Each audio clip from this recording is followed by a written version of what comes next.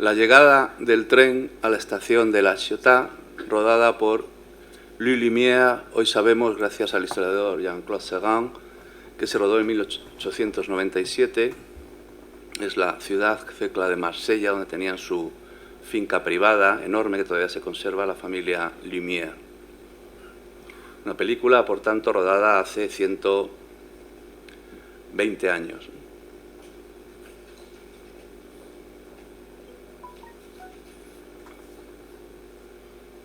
Cuando vemos esta película, accedemos, esa especie de viaje en el tiempo, a un documento histórico, accedemos a algo que nos documenta la realidad tal y como era en 1897 en el sur de Francia.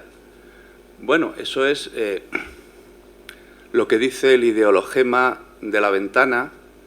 El término de la ventana viene de la idea de Alberti, que era un teórico, como ustedes saben, de la pintura en el Renacimiento, y pintor él mismo, que no solo aportó esta idea del cuadro como ventana que nos permite acceder a la realidad, incluso a la realidad histórica, al pasado, como sería este caso, sino que él mismo introdujo un artefacto, una máquina de pintar, que era la ventana de Alberti.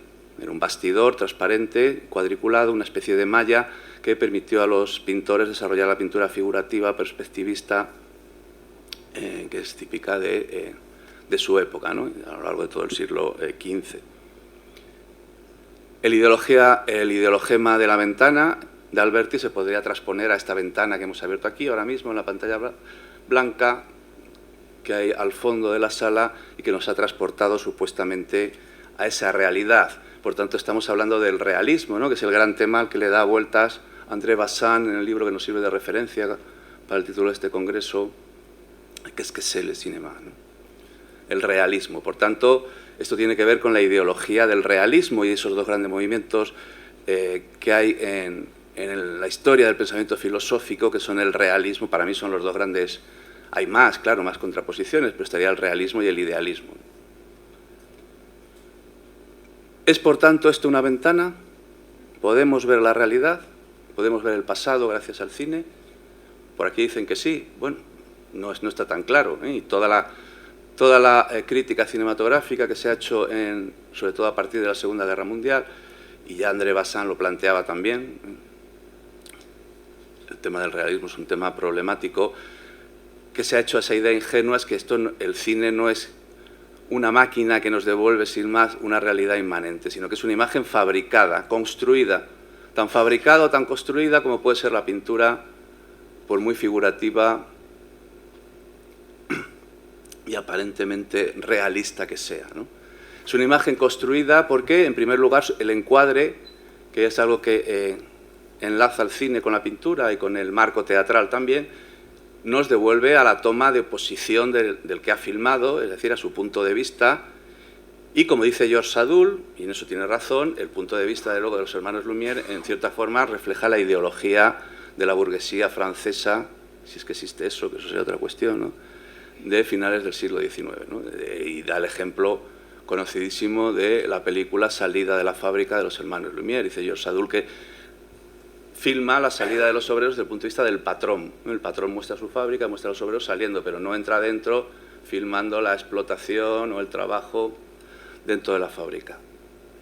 Por cierto, que esta es una idea de un cineasta muy influido por el cine de los Lumière, que es Victor Erice, en su película Vidrios rotos, ¿no?, donde él entra en una fábrica e intenta rodar, una fábrica que ya no existe, una fábrica de Portugal que está abandonada, pero intenta rodar la fábrica por dentro, es decir, intenta rodar lo que no rodó Louis Lumière. Pero no solo eso, sino que vamos a dejar de lado la cuestión del punto de vista.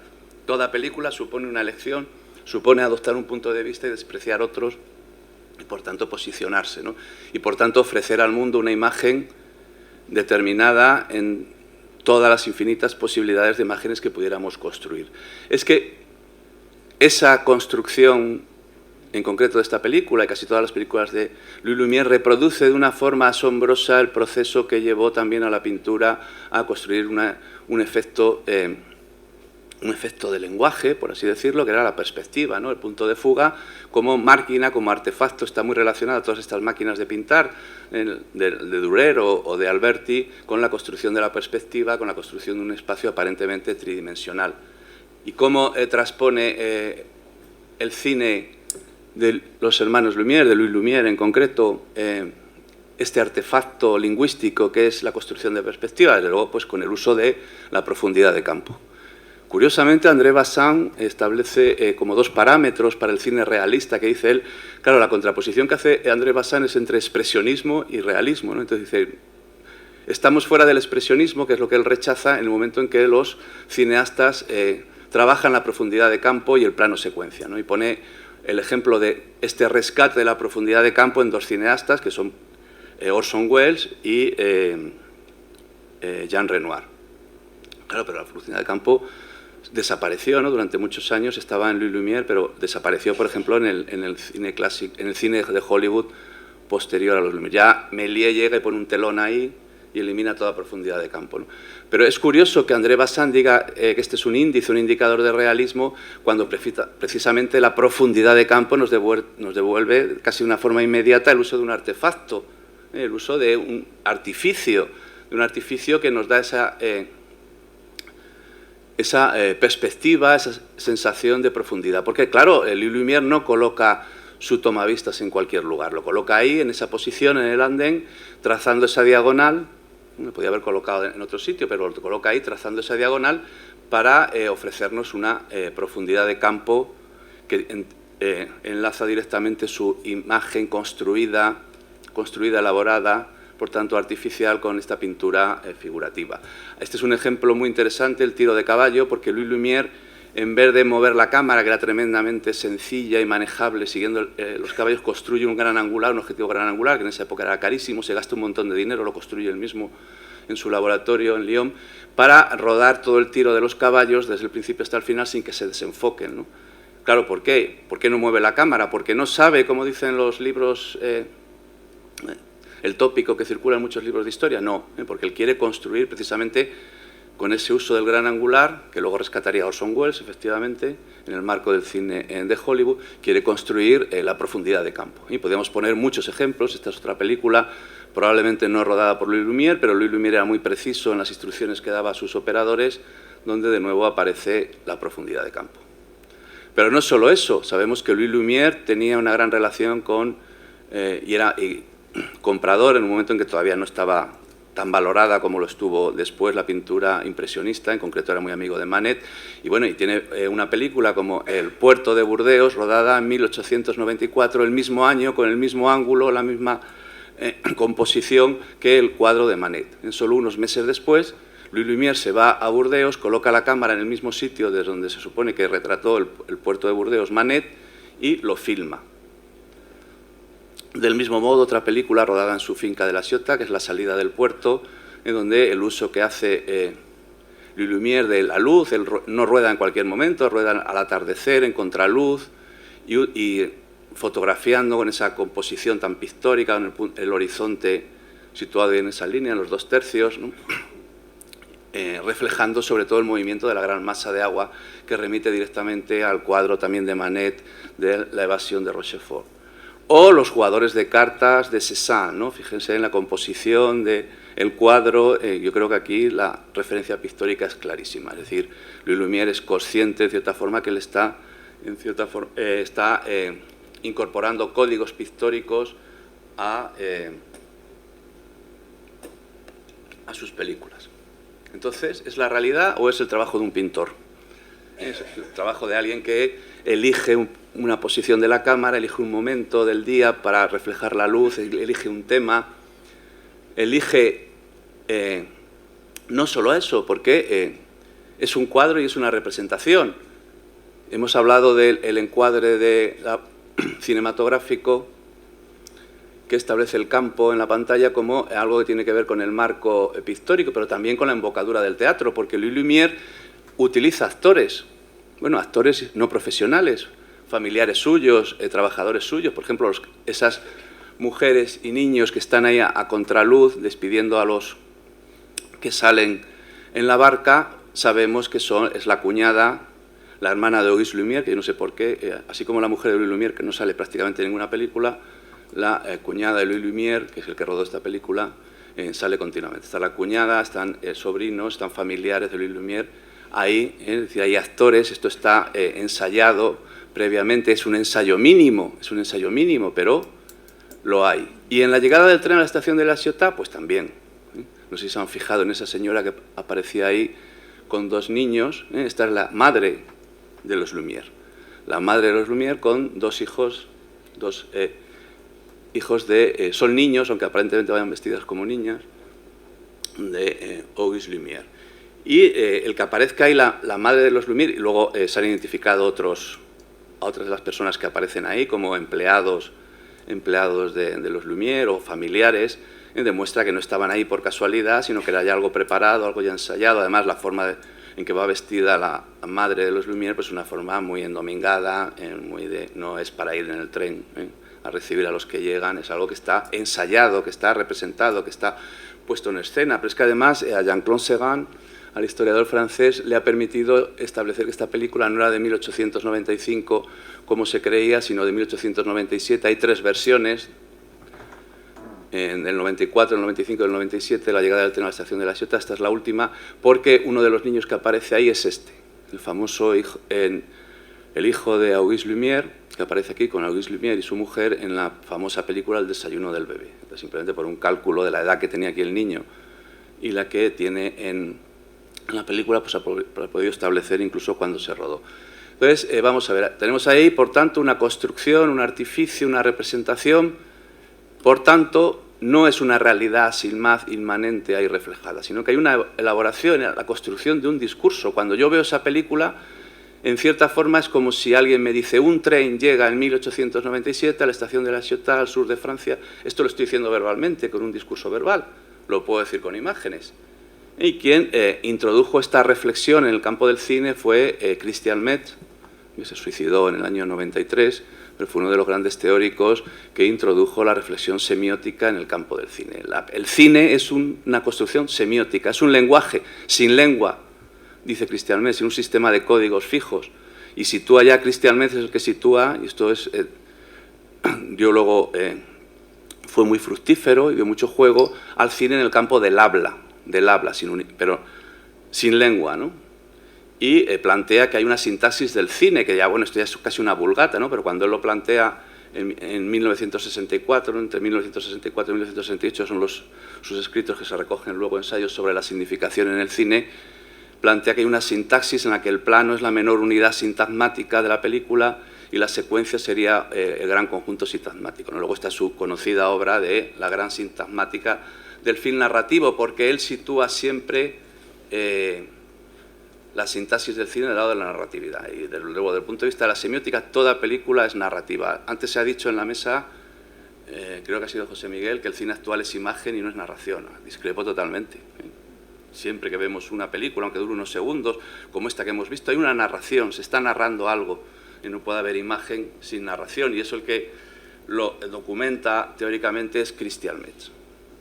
Ahora bien, el que da el paso, más allá de ese lenguaje no verbal que sería el cine, y abriendo nuevas perspectivas teóricas, será Roland Barthes, como casi todo lo que hizo ya al final de su vida, en un libro que se publicó unos años después, de los primeros escritos de Christian Metz, del año 64, que es El sistema de la moda. Barthes está estudiando algo tan prosaico como es la moda femenina, sobre todo las revistas de París y demás, y se da cuenta que el sistema de la moda y todos los sistemas semióticos en los que podemos incluir el cine son hechos del habla, de esa esfera de los hechos del lenguaje concretos que ya planteó Christian Metz. Lo que pasa es que él sí lo ascribe en relación a una lengua, a unas lenguas, a las lenguas, al inglés, al francés, al español, aunque Barthes no lo dice así, que constituirían el lenguaje en tanto que estructura universal, que sería la lengua del cine, del sistema de la moda, del lenguaje gestual, del mimo, de todo lo que queramos, ¿no? de los lenguajes, de los lenguajes artísticos, como decía Christian Metz. Por tanto, cuando vemos esta película, otra vez, ¿es lenguaje? ¿Es artificio? ¿Les he convencido? ¿Sí? Pues no. No podemos dejar, sabemos que esto es lenguaje, sabemos que hay una composición ahí en profundidad de campo, sabemos que hay una elección de un punto de vista, sabemos todo esto que es narrativo, que es una construcción lingüística, que es un hecho del lenguaje, pero sigue prevaleciendo algo de lo que Christian Metz se dio cuenta, aunque en mi opinión no supo elaborarlo, la impresión de realidad que nos sigue produciendo. Que no nos la produce el que yo diga verbalmente, sin poner imágenes cinematográficas, un tren llegó a la estación de La Chota. Sigue ahí la impresión de realidad, eso que Christian Metz define así, desencadena en el espectador un proceso a la vez perceptivo y afectivo de participación, evoca de entrada una especie de creencia, halla el modo de dirigirse a nosotros en el tono de la evidencia, con esa convicción de así es. Cuidado, que en mi opinión no hay que confundir la impresión de realidad con las ilusiones de realidad, que aparecen en el sueño, en la alucinación, por estímulos cerebrales, la actividad cerebral de un cerebro que tiene el lenguaje, claro, o directamente de un lenguaje verbal escrito, como la ilusión que aparece cuando leemos una novela, o cuando vemos una obra de teatro. A esto le da muchas vueltas. A propósito del cine impuro del que se habló antes, André Bazin dice que el cine impuro es el que se mezcla con el teatro, ¿no? Y esto le da muchas vueltas al teatro y al cine y demás.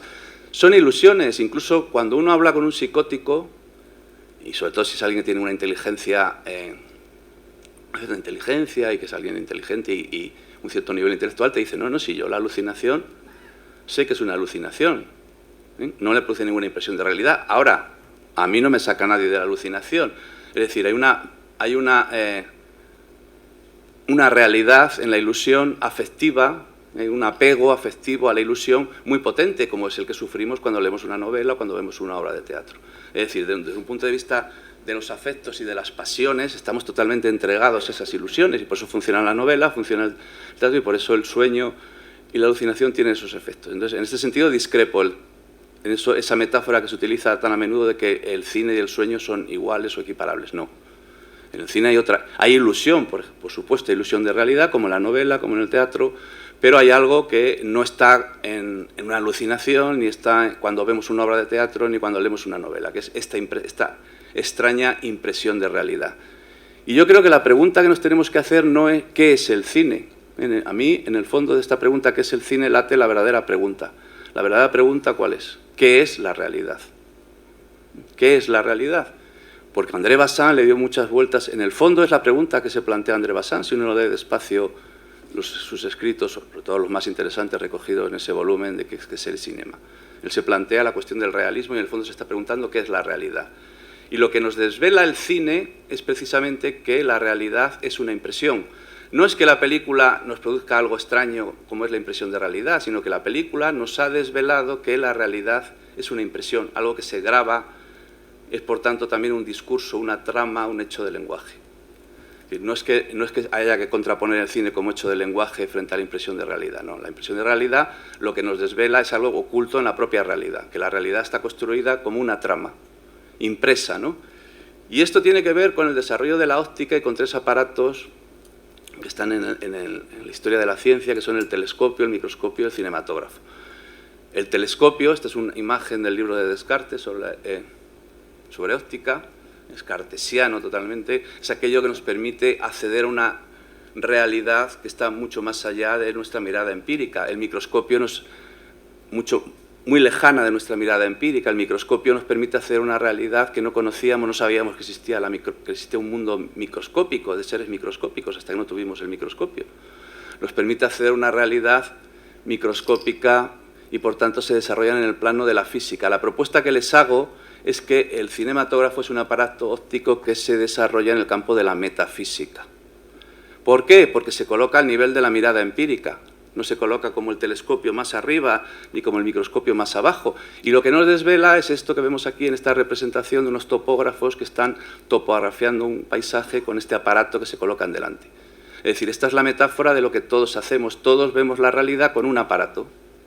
Y el cine nos desvela eso. ¿Qué aparato es el que nos ponemos delante?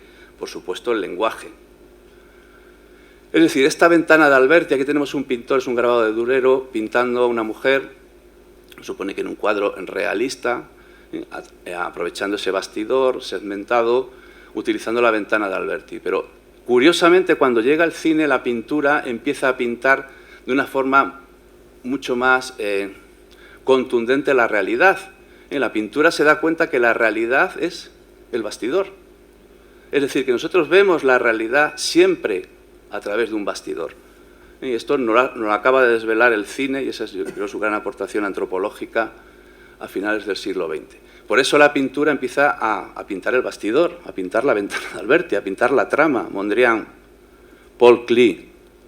Y lo que está pintando es ese aparato que todos tenemos delante y con el que construimos la realidad, que es lo que Saussure llamó un tablero de ajedrez, Wittgenstein un tablero de juegos, el mundo está construido por juegos de lenguaje. Lévi-Strauss, en mi opinión, se refería a esto, aunque no lo decía expresamente cuando habló de estructura. Ese lenguaje del que hablaba Roland Barthes es la estructura, es el ajedrez. O Jesús González Requena, que ha hablado de una malla, y este es un dibujo tomado de un trabajo de Jesús González Requena. El lenguaje es una malla, y esto lo han visto grandes pintores, grandes poetas también, como es Francisco Pino, poeta vallisoletano. Ya a los que han venido de fuera aprovecho para recomendárselo si no lo conocen, este magnífico poeta vanguardista que es Francisco Pino, donde en este poema que se titula precisamente Logos, lenguaje, construye sus poemas visuales y lo construye ahí como una trama, como una estructura. Una trama que, por supuesto, se llena de objetos. De nuevo, es un dibujo de Jesús González Requena, los objetos que constituyen la realidad, como este cuadro de Paul Klee, que reproduce asombrosamente la idea abstracta de Jesús, de la trama del lenguaje que constituye la realidad. Ahora bien, otro de los grandes teóricos del cine, Jean Mitry, en el último libro que escribió justo antes de morir, murió en el año 88, era mayor que Christian Med, habla de la impresión de realidad, le da muchas vueltas a la impresión de realidad, pero él la diferencia de effet de real, ¿no? Efecto de real, podríamos, de lo real, que es algo ligado al automatismo, al aparato en sí. Es lo que André Bazin también señala como el determinismo de la génesis automática de la imagen cinematográfica, y que está en esa anécdota tan conocida que produjo esta película que hemos visto repetidamente. Siéntense y miren con mucha atención. Con mucha atención.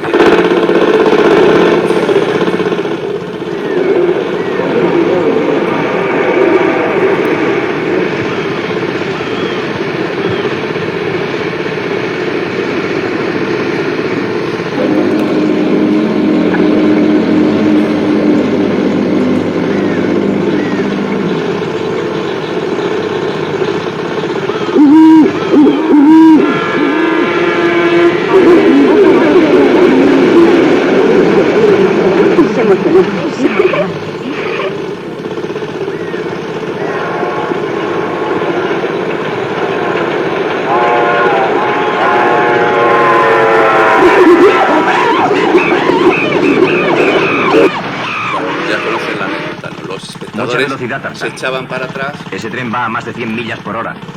Cuando la máquina de tren se aproximaba al lugar donde estaba la cámara tomadista de Louis Lumière, ¿no? Produciendo una especie de vértigo escópico, de estímulo casi automático, fisiológico, de echarse para atrás. Ellos sabían, por supuesto, no eran tontos, y sabían que eso era imagen fotográfica proyectada, lo sabían perfectamente, no les quepa ninguna duda. Pero se producía un efecto similar a cuando estamos en estos cines, la cúpula del cine y tal, que nos proyectan en 3D, en una cúpula y tal, y nos da incluso vértigo, nos mareamos, porque bueno, el cuerpo emerge ahí, es algo casi fisiológico, es algo que está del lado del puro vértigo, del vértigo escópico. Y por tanto tenemos que introducir aquí la gran aportación que ha hecho Jesús González Requena a la teoría del cine, a la teoría del texto en general, que está perfilando mucho más esa propuesta de Lacan. Aquí interviene, hemos hablado de semiótica, ahora intervendría el psicoanálisis, que distingue lo real de la realidad. Jesús ha hablado de una huella de lo real que está en la imagen fotográfica, lo radical fotográfico, y por tanto en el cine. Y esto tiene que ver con el puntum, el famoso puntum de Roland Barthes, en su último libro también, antes de morir, suicidado, en mi opinión, tirándose delante de un camión, en La cámara lúcida, un libro sobre fotografía. Lo que él define como el puntum. Dice, el puntum va a morir, ya que observo horrorizado un futuro anterior en el que lo que se ventila es la muerte. Ante la foto de mi madre de niña me digo, ella va a morir, me estremezco. La madre, lo que mira Barthes es la foto de su madre, igual que aparece ahí la madre de los Lumière. Es decir, supongo que los Lumière también, cuando vieran esta película unos años después, pues tendrían la conciencia de que su madre, que ha muerto ya, estaba ahí, ¿no? Una huella, un molde, como dice Bazin, de su madre quedó ahí. Pero lo curioso es que Máximo Gorki, cuando ve las primeras películas de los hermanos Lumière, afortunadamente tenemos la crónica que hizo para un periódico en 1896 en San Petersburgo, él no ve el realismo, él no ve eso como una ventana a la realidad, no dice, estoy viendo París, aquí en San Petersburgo, no, dice, la noche pasada estuve en el reino de las sombras, en el Hades, en el reino de los muertos, y no ve aquí a Cézanne y los jugadores de cartas, no, él dice, da la impresión de que hubiesen muerto y sus sombras estuviesen condenadas a jugar a las cartas para toda la eternidad. No es la vida sino su sombra, no es el movimiento sino su espectro silencioso. La visión es espantosa, dice Gorky, porque lo que se mueven son sombras, nada más que sombras, encantamientos y fantasmas. Esta vida gris y muda acaba por trastornarte y deprimirte, parece que transmite una advertencia cargada de vago, pero siniestro sentido. Por tanto, 5. Poco tiempo que me queda, voy a intentar introducir precisamente lo que más me interesaba, pero ya lo desarrollaré en el artículo, en nuestra revista. Es que ese encuentro con lo real, y aquí vamos más allá del debate semiótico de la realidad y de la impresión de realidad, ese encuentro con lo real tiene dos momentos que en mi opinión no hemos sabido elaborar teóricamente aún, ¿no? Hay un momento puramente de estímulo, de vértigo fisiológico que se produce casi de una forma automática, aunque no quieras, que es el vértigo escópico, el echarte para atrás cuando llega la máquina de tren. Y hay otro que es producto de la conciencia. Lo que no se ha reflexionado lo suficiente es que Barthes no tiene un estímulo sin más cuando ve esa foto, ¿no? A lo que él accede al puntum, el puntum bartesiano tiene que ver con una elaboración de la conciencia. Tengo conciencia de la muerte, de la inteligencia, es un ser inteligente que razona y dice, eso que hay ahí es una huella de mi madre. O sea, hay dos momentos, uno puramente de estímulo sin más y otro de elaboración de la conciencia.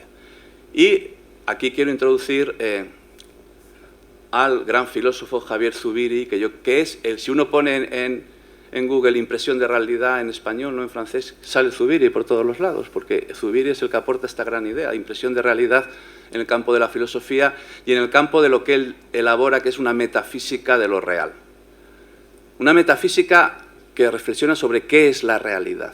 Y dice, la realidad no solo designa el objeto formal propio de la intelección. La realidad no es algo exterior a mí, sobre lo que yo reflexiono y que está ahí exterior a mí, sino que designa la índole estructural del acto mismo de inteligir. Es decir, que todo ser inteligente, todo ser humano, todo ser de lenguaje doblemente articulado y simbólico, con el logos, con la razón y con el propio hecho inmediato de inteligir, está ya construyendo la realidad en sí o la realidad de suyo, que diría Zubiri. Pero hay que desechar para ello la teoría que nos hace malentender la estructura de la realidad, desde sus mismos orígenes, de toda la historia de la filosofía. Aquí hace Zubiri una interesante reducción fenomenológica, porque esa teoría que ha prevalecido en la historia de la filosofía interpreta el conocimiento humano contraponiendo el sentir, las pasiones, el sentir, el menos sentimiento y el inteligir. El sentir, el vértigo se siente, quieras o no, ¿no? Es algo que se siente y que tiene que ver con el desarrollo del cine en el campo de la pulsión escópica y demás, ¿no? Es algo inmediato, es un automatismo, ese efecto de real del que hablaba Amit. Pero el puntum yo lo percibo en tanto que Gorky percibe el puntum y hace esa reflexión sobre el Hades, el mundo de los muertos y la muerte, en tanto que es un ser inteligente y tiene conciencia de su muerte, y la conciencia, el inteligir, es lo que le lleva a percibir lo que hay ahí de puntum y de contacto con lo real de la muerte, ¿no? Que es lo más real. Por tanto, la impresión de realidad, tal y como la plantea Zubiri, es la medida, la impresión de realidad en la medida en que es impresión, precisamente se imprime en nosotros, de suyo, como diría Zubiri, es un acto de sentir. O sea, no se puede separar el sentir del inteligir. Pero en cuanto a la impresión es impresión de realidad, el acto es intelectivo. O sea, es un acto de sentir en primer lugar, pero en cuanto es impresión de realidad ya es intelectivo. Y ambos aspectos del acto, el sensitivo y el intelectivo, son aspectos de un solo acto. No es que el hombre realice dos actos simultáneos, uno de sentir y otro de inteligir, sino que el hombre intelige sentientemente, estos son los neologismos que utilizaba la inteligencia sentiente de Zubiri. Le gustaban mucho los neologismos, como a Heidegger y a Lacan y demás, ¿no? Es el lado malo que tiene Zubiri, que no era especialmente bueno, porque, desde mi punto de vista, inteligir, inteligencia sentiente no es una buena idea. Bueno, no tiene que ver con la inteligencia, pero bueno, esto nos lleva a otro sitio. El acto cognoscitivo primordial del hombre es, por tanto, la inteligencia sentiente de la realidad. Por tanto, a partir de Zubiri podemos construir una metafísica de lo real, una metafísica de ese contacto con lo real que constituye, según Zubiri, el acto primordial que constituye nuestra realidad de suyo o de ¿cómo lo llama? Voy a decir exactamente cómo lo llama él. Bueno, es la realidad de suyo, ¿sí? En propio, no me acuerdo, la realidad en propio de suyo. Conclusiones. Esto es un congreso, ¿no? El análisis textual fílmico nos permite una reflexión sobre nuestra relación con el mundo como impresión de realidad. Es un modelo ontológico de realidad. Y de ahí la enorme importancia que tiene el cine en el análisis textual. Aunque el análisis textual se puede ampliar a la novela, al teatro, donde realmente ha fructificado, y no es una casualidad, es en el cine, porque el cine tiene este componente de modelo ontológico que nos permite utilizar al hombre que mató a Liberty Ballas, como ha hecho Edmundo, nada más y nada menos que para ilustrar la teoría de los afectos y de las pasiones de Spinoza. Es un modelo ontológico, las buenas películas, claro. Ahora, el análisis, entonces, debería incorporar, más allá de la semiótica y el psicoanálisis, a la metafísica, claro. Aquí se ha hablado de los problemas que hay en la actualidad, de este mundo aparentemente deconstruido que tenemos en Occidente. Yo creo que gran parte de eso lo tiene el abandono de la metafísica, ¿no? La mala prensa que tiene la metafísica. Zubiri es un discípulo de Heidegger, pero a diferencia de Heidegger no rechaza la metafísica, no dice que la metafísica ha muerto, sino que construye algo tremendamente interesante, que es una metafísica de lo real, que va mucho más allá de la metafísica, le da la vuelta completamente a la metafísica aristotélica y sobre todo a la metafísica atomista y escolástica, ¿no? Debe incorporar una metafísica de lo real que yo la entiendo desde el campo del análisis textual como asumir que es una metafísica, y esto parece contradictorio, es un idealismo filosófico basado en el materialismo. Ahora viene el materialismo del lenguaje. Nada más, muchas gracias por su atención.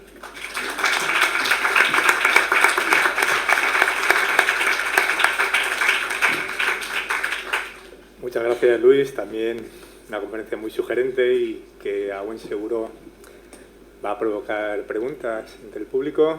Adelante, cuando quieran.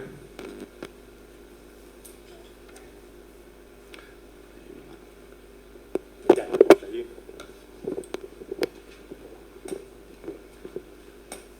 Allí, al fondo. Allí, al fondo.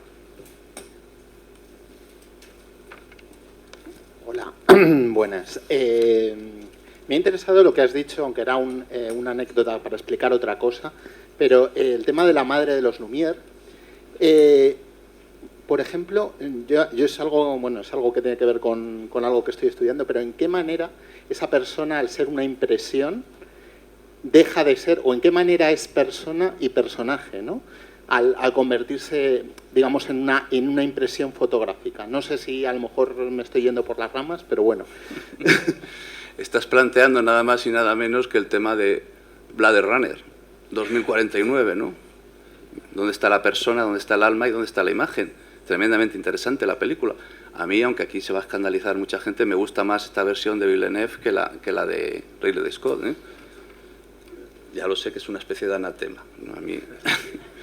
Y precisamente por eso, porque plantea dónde está la imagen y dónde está el alma. Es curioso cómo los pueblos primitivos, que tenían una cultura, serían primitivos, que tenían una cultura muy elaborada, en el plano simbólico, se negaban muchos de ellos a ser fotografiados y filmados porque en ese momento perdían el alma. Ellos lo decían así: pierdo el alma, quedo ahí atrapado como un fantasma. Hay que pensar que el fantasma no es sino la imagen de alguien que ha muerto. Él ha muerto, ya no está ahí el que ha muerto, ¿no? Pero está su imagen. Entonces ellos veían la foto y la película como un fantasma, que es en realidad lo que es ahora la madre de los Lumière, ¿eh? Un fantasma condenado a pasearse con sus dos nietos también muertos por el andén fantasmático de... Son fantasmas, entonces en ese sentido tienen algo muy siniestro, como dijo Gorky. Gorky lo supo percibir en su momento, sin que se hubieran muerto, ¿no? Ahora bien, este lado siniestro y fantasmático lo tiene también la realidad. Lo que nos desvela el cine no es nada que no esté...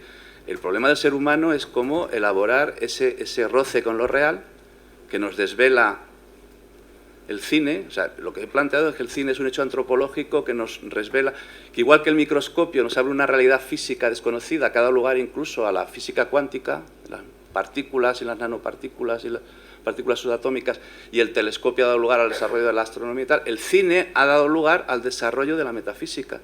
si queremos asumir que la metafísica no es algo caduco y no es tampoco esa cosa separada totalmente de la física que luego la filosofía posaristotélica malinterpretó, ¿no? La física por un lado, la ciencia por un lado, el discurso de la ciencia que dicen los lacanianos por un lado y la metafísica por otro. No.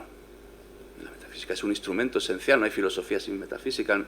Ahora, claro, una metafísica, claro, que tenga en cuenta el lenguaje como algo material, que es, el mundo lo construimos materialmente como artificio con esa malla del lenguaje, ¿no? No sé si esto explica lo que has dicho o lo enreda todavía un poco más, ¿no? Quisiera decir algo que, pues, en las imágenes que he usado, pero sobre todo el espejo, está la madre también de Tarkovsky, ¿no? Cual es huella de lo real, o sea, una conexión directa, ¿no? Es que si hay fantasmas... Siniestra además, porque es las dos cosas, ¿no? Es lo que él mismo ha dicho de la Ginebrina de Vinci, que utiliza como cita pictórica en su film, que es la Ginebrina de Vinci de Leonardo da Vinci, ¿no? Tiene algo de atractivo, pero algo de repulsivo. Y al mismo tiempo convoca como personaje a la madre, y el concepto de la Ginebrina de Vinci entonces se transporta inmediatamente a todos sus personajes. Claro, es que a lo mejor es lo que querías decir, es que sea la madre lo que a Barthes le evoca el punto y que la madre sea aquí el personaje clave, no es casualidad, claro, tenemos que recurrir al psicoanálisis.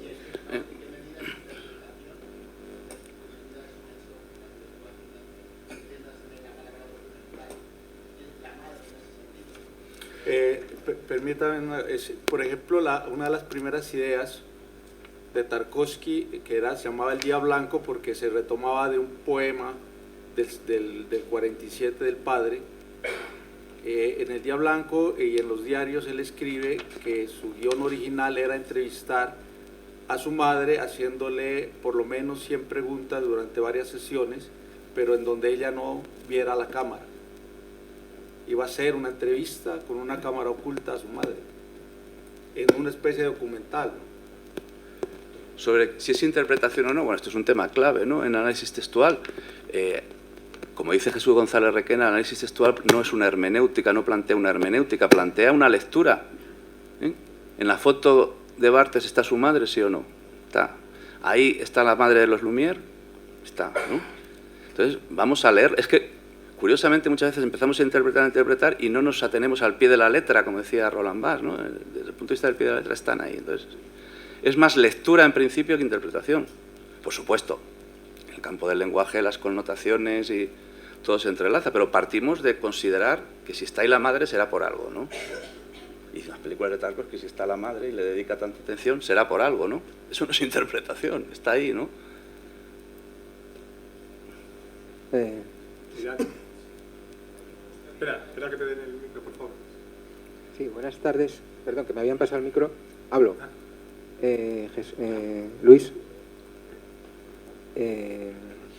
no sé si será cagar fuera del tiesto, pero hay un cine que no acabo de ver en todo este esquema, que sería el que se construye a partir de imágenes que no existen, es decir, generado por ordenador o incluso dibujos animados.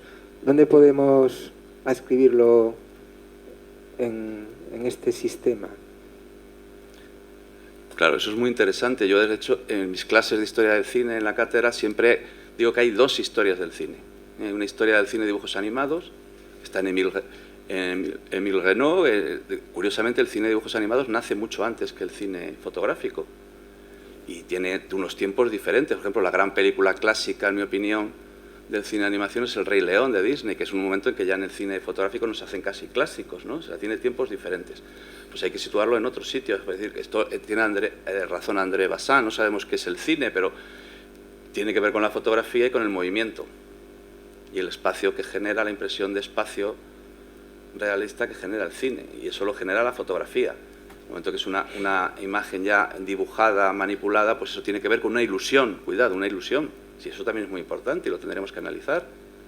Pero una ilusión como hay más del lado del teatro o de la novela, que también es importantísimo, ¿eh?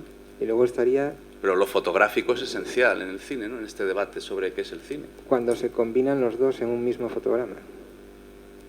Bueno, pues hay un juego dialéctico, ¿no? El que puede más. En el cine se está combinando todo. Cuando se combina la ideología con lo poético, ¿qué prevalece? ¿La ideología o lo poético? Pues en las grandes películas lo poético, en las malas la ideología. Pues aquí lo mismo, ¿no? Una película que quiera trabajar con la impresión de realidad y con la huella fotográfica, si es eso lo que quiere, y la película está construida en función de eso y predomina el otro, pues es un fallo, ¿no? Si lo que quiere es que predomine una ilusión, a pesar de que haya fotografía, no sé, depende, hay que coger cada película concreta. Yo creo que aquí no se pueden establecer. Yo lo único que he querido referirme es a la cierta especificidad que introduce el cine, más allá de otras ilusiones artísticas, como la novela, el teatro y demás, con esta impresión tan persistente de realidad, ¿no? Y que no es un efecto del lenguaje, sino que tiene que ver con el contacto con lo real, en el fondo, ¿no? Alte había pedido la mano.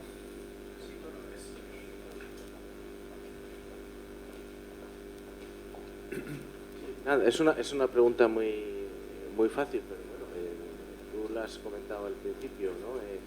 La pregunta no sería tanto qué es el cine, sino qué es la realidad. Bueno, pero después esa es la gran pregunta, claro. Pero después del recorrido que tú has hecho, te devuelvo la pregunta. Entonces, desde esta perspectiva que nos has expuesto, ¿qué es el cine? ¿Qué es el cine? ¿Cómo interpretamos el cine Bueno. desde esta perspectiva que acabas de inventar? Es un aparato construido por el desarrollo de la ciencia que nos ha permitido abrir un campo antropológico nuevo en el espacio de la metafísica.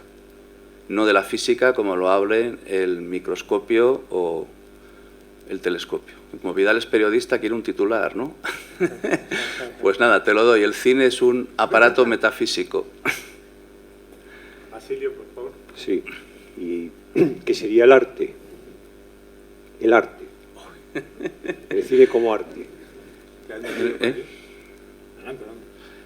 El cine como arte es aquel que utiliza el efecto de real y la impresión de realidad y la ilusión que provoca para construir la función poética del lenguaje y, por tanto, dejar de lado la ideología, que es la función predominante en el lenguaje. Es decir, mi hipótesis teórica es que el lenguaje, ese aparato que nos ponemos delante para construir la realidad, no es un aparato para saber ni para conocer la verdad. Aquí entraríamos en el gran debate filosófico sobre verdad y apariencia. El lenguaje lo que hace es construirnos una mentira reconfortante, engañosa, con la que vivir adormecidos, vivir el Matrix. El lenguaje es Matrix, una estructura, una malla, pero que tiende a engañarnos y a adormecernos. Y eso es la función ideológica. ¿Qué hace el arte? Pues el arte y el arte cinematográfico, utilizando sus instrumentos, que son específicos en este sentido, sacarnos de Matrix, sacarnos de la ideología, sacarnos de... Por eso para mí no existe el arte comprometido. El arte comprometido para mí es el arte comprometido con la ideología. Claro, cuando es con la mía, todos contentos. Cuando es del adversario o del enemigo, todos enfadados. Pero el verdadero arte es el que debe sacarnos de Matrix. Porque Matrix no es una metáfora de la malla del lenguaje, no. Para mí, Matrix, esto también hay que precisar, es una metáfora del lenguaje como ideología solo. Porque el lenguaje es lo que nos permite salir de Matrix también. Bueno, no me quiero poner muy puntillosa, Luis, pero vamos a ver, tú... Si nos ponemos puntillosos en el campo filosófico... No, yo tampoco. Pero vamos a ver, ¿hablas de metafísica o hablas de ontología? Porque si hablamos de construir la realidad... Porque si en sentido literal, metafísica es lo que va más allá de la ciencia y de la física, y los científicos importantes todos han hecho una filosofía, una cosmovisión posterior. Eso por supuesto. No, yo hablo de metafísica, sí. O sea, hablas de metafísica... No de ontología. No de ontología. Una ontología científica también. No, lo digo únicamente porque el término metafísica, digamos que ha quedado un poco desacreditado, pero referido a eso que tú has dicho, una mala interpretación de Aristóteles o de la metafísica medieval. Pero normalmente ahora, entre comillas, lo de normalmente, ¿no? Se suele usar el término ontología precisamente para distinguirlo de la metafísica, esa cargada del medievo y todo eso, ¿no?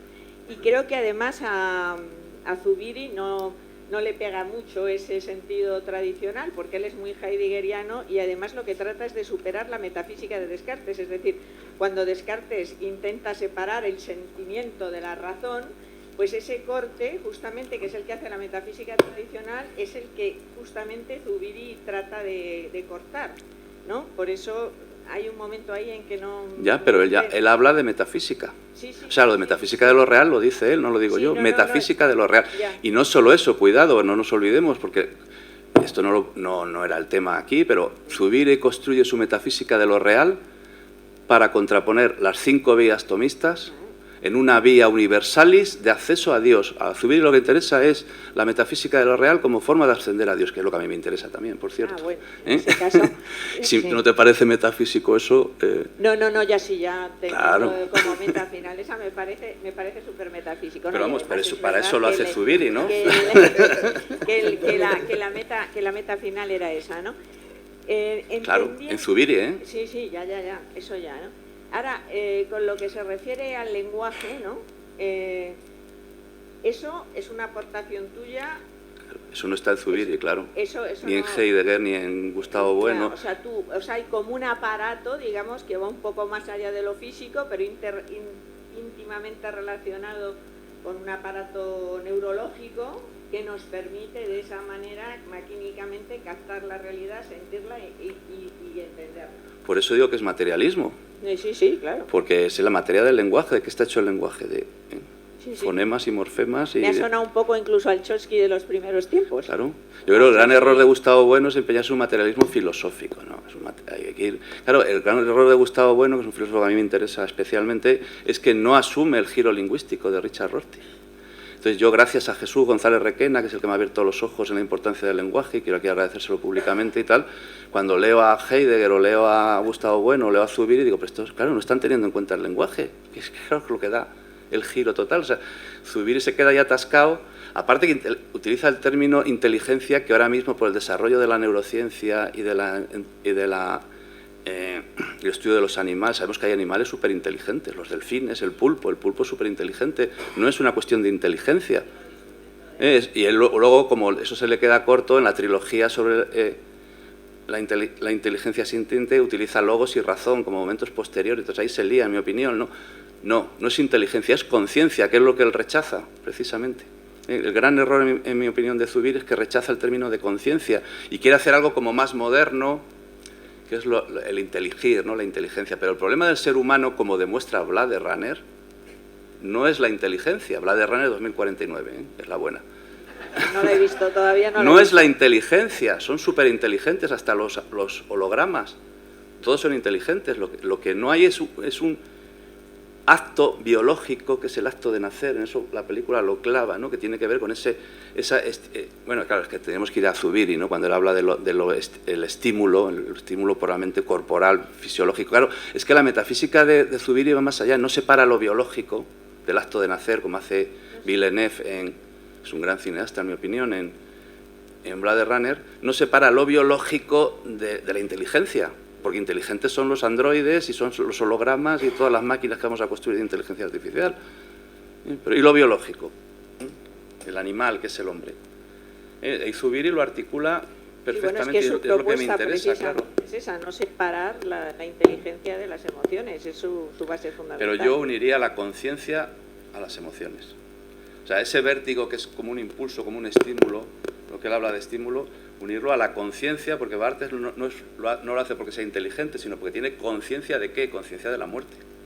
Tú puedes poner ahí a una máquina inteligente, pero si no tiene conciencia de la muerte, no accede al puntum bartesiano. No es humano, además.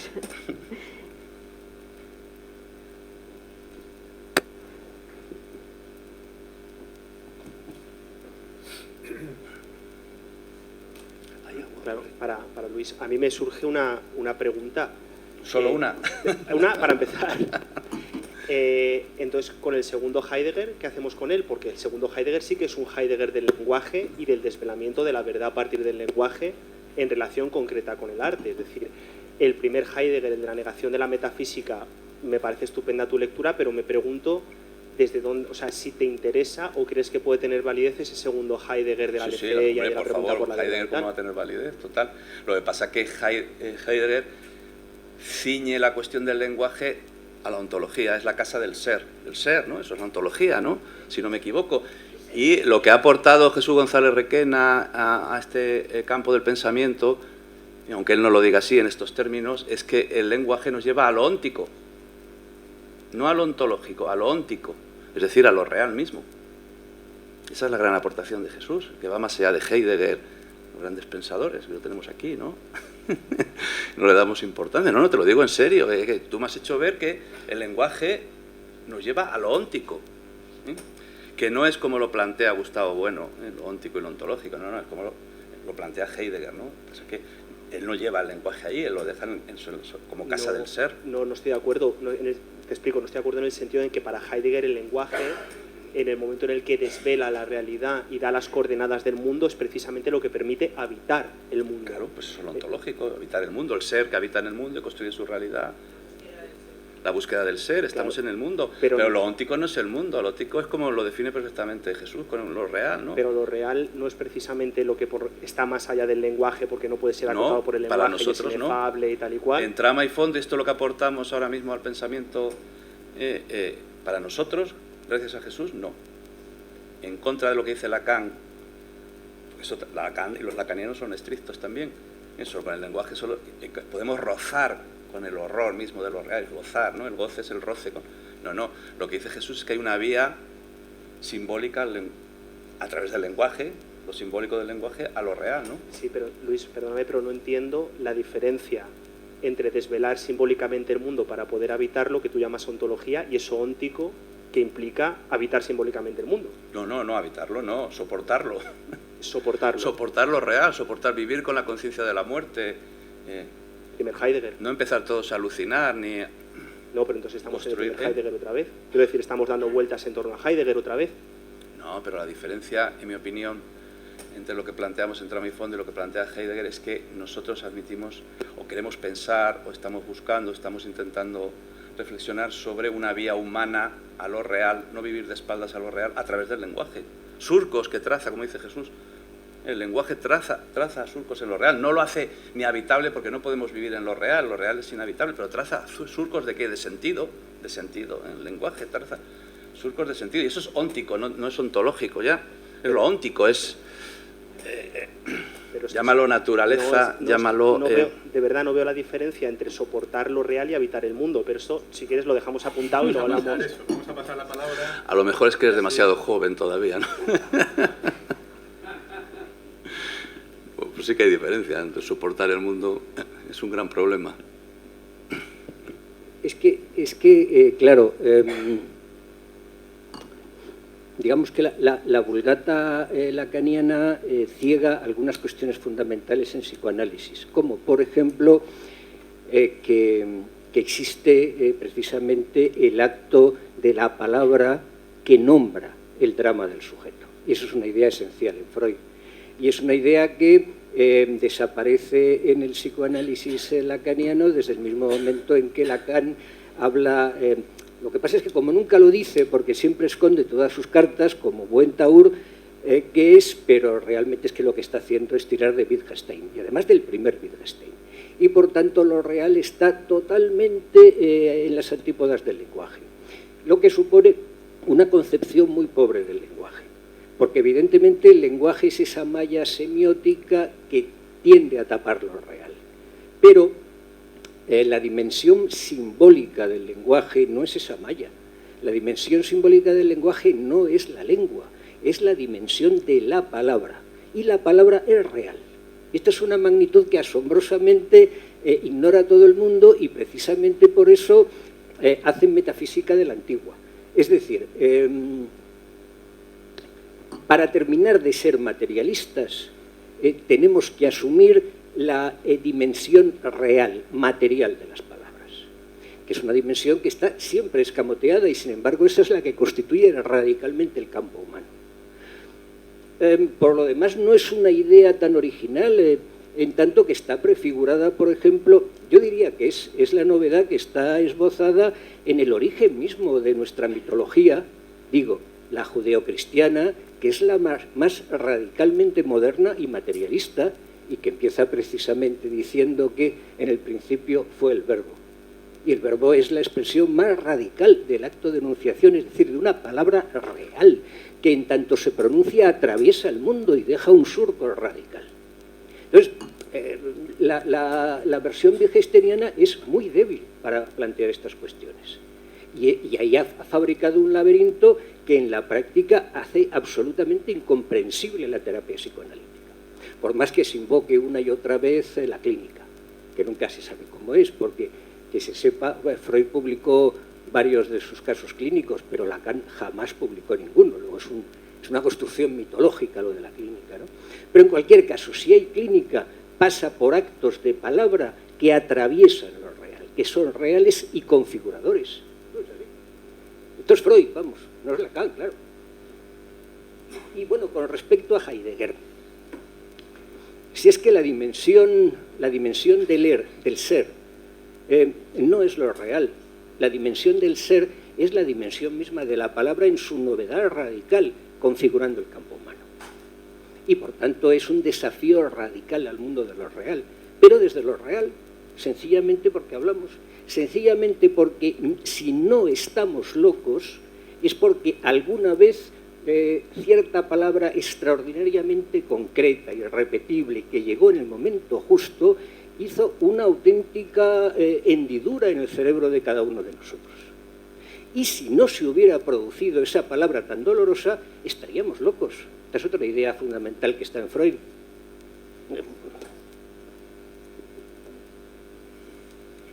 Cristina, por favor.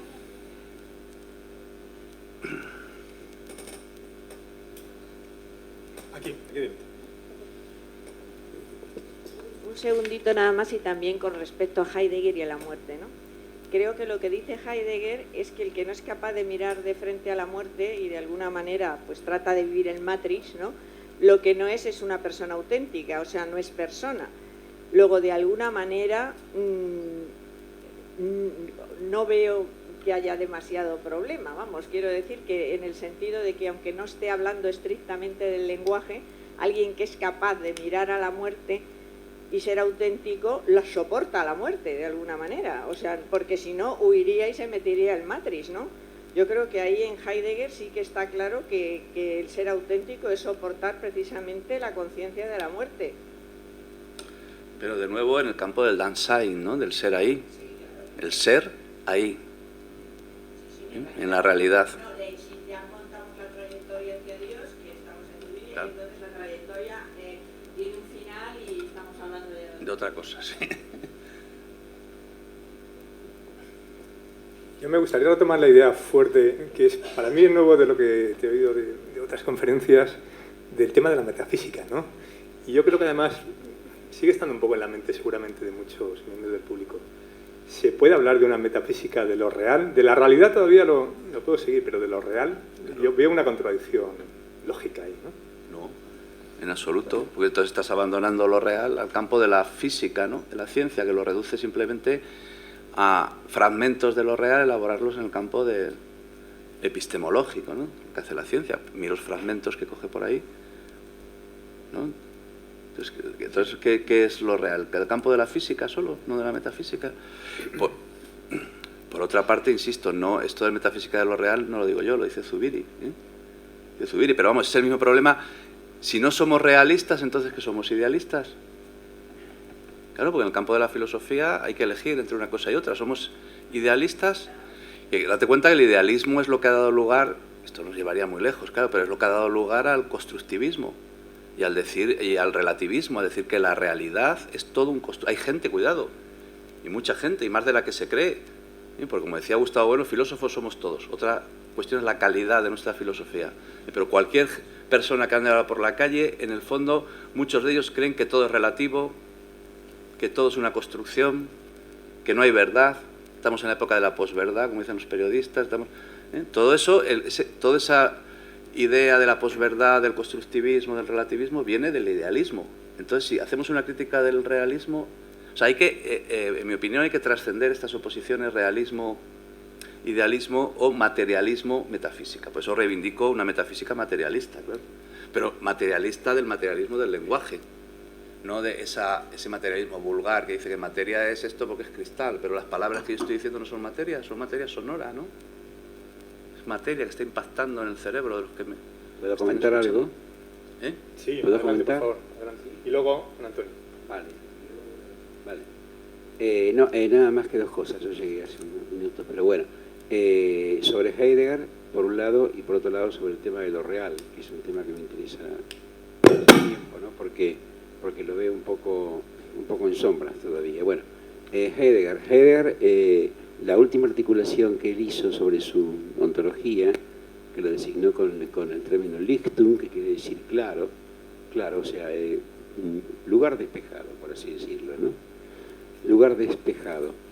Entonces el claro sería algo así como el escenario indispensable en el cual se muestra o digamos así, puede mostrarse lo que sea, ¿vale?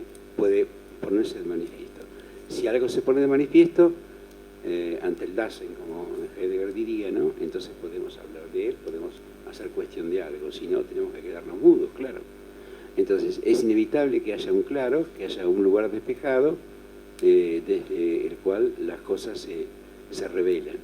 Pero hay otro elemento, que es el claro no como lo abierto, o sea, sí, el claro como lo abierto por un lado, pero hay otro elemento, quiero decir, que es la apertura misma, es decir, qué es lo que promueve, qué es lo que provoca la apertura, qué es lo que la origina. Y ese es el tema en que terminó finalmente para mí, que lo he estudiado un rato, ¿no? Heidegger, ¿no? La apertura, y no llegó finalmente a resolverlo. Es decir, para que haya un dominio abierto, para que haya lo abierto, hace falta una irrupción, digamos, originaria de una apertura. Estoy hablando ahora desde un punto de vista ontológico, como recién decían que distinguían metafísico ontológico, ¿no? O sea, fundamental, quiero decir, ¿no? Esa apertura, bueno, esa apertura para mí es el comienzo, es el nacimiento, pero bueno, eso es una cosa personal, ¿no? Eso por un lado sobre Heidegger. El tema de la palabra en Heidegger incluso no diría que es algo derivado, pero tiene lugar dentro de el claro, porque claro, si a nada le he dado manifestarse, entonces yo no podía articularlo tampoco con ningún lenguaje, sería algo imposible, ¿no? Y en cuanto a lo real, quiero hacer nada más que una observación. A mí cuando es que se dicen muchas cosas de lo real, quiero decir en varios sentidos o de diferentes perspectivas que me desorienta un poco, ¿no? A veces, a ver si me podéis aclarar. Lo real parece ser que es lo que carece de sentido. Bueno, de lo que no se puede hablar en principio, salvo ahora que, como muy bien dicen, Jesús dice que hay un lenguaje simbólico que puede rasgar lo real, que puede atravesarlo, que, en fin, y tal. Vale. Pero en principio lo real es lo que se hurta a la manifestación, al sentido, quiero decir, ¿no? Lo que carece de sentido, simplemente es. Bueno, eso, antes de Lacan, Sartre, en el Ser y la Nada, había hablado claramente sobre el ser en sí. Kant, 2 siglos antes, habló también bastante sobre ese ser en sí, incognoscible, ¿no? Que estaba más allá del campo fenoménico, eso todos lo saben, ¿no? Bien. Ahora, ¿qué ocurre? Ese ser en sí, si no se puede poner de manifiesto, entonces, ¿cómo podemos hablar de él? Ese real, al no ponérsenos de manifiesto, dentro de un claro, dentro de un lugar, un espacio abierto, donde las cosas lo hagan, entonces, ¿cómo podemos referirnos a él? En cualquier caso, en Kant está clarísimo. Kant dice, es lo que no se puede conocer, es lo incognoscible. Muy bien, ya se manifiesta y además con un sentido muy claro, el sentido de ser incognoscible. En la intervención que tuve por la tarde dije algo sobre el misterio, ¿no? Y dije que era algo así como el secreto, que sin perder su condición de tal, se pone de manifiesto como tal secreto. En consecuencia, no se nos muestra como inteligible, inteligible, pero por contra se nos muestra con el sentido de lo no ser cognoscible. Nada más.